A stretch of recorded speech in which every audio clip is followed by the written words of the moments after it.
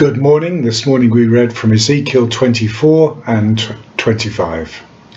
And God is now judging Jerusalem. I find this a very sad period of Israel's history.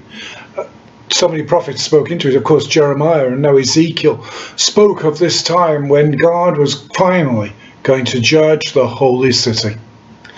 And here God pronounces judgment against Jerusalem, going to be burned up like a cooking pot, just destroyed completely, no stain of it left on the land.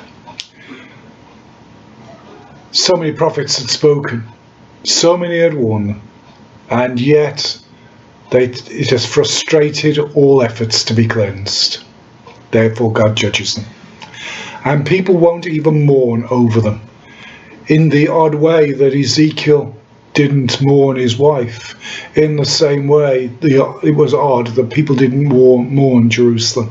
That which should have been a light to the nations, a blessing to all people, wasn't even mourned when it was gone. Why? Because it contaminated its heritage.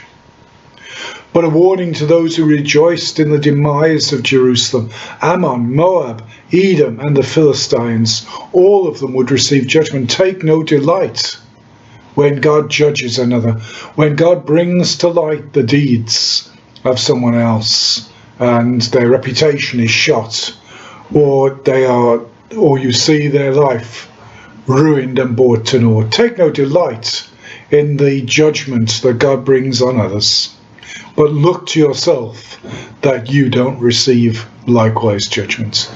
So the warning to Jerusalem was under siege. It was going to collapse. It was going to be judged for all of the things they'd done for all of those years. But take no delight in it, the surrounding nations. Mourn with Jerusalem. Mourn that the great city, the light to the nations, has fallen. Happily for us, we know the end of this story. We know what happens next. But when you read these prophecies, try and enter into what it must have been like for the people at the time.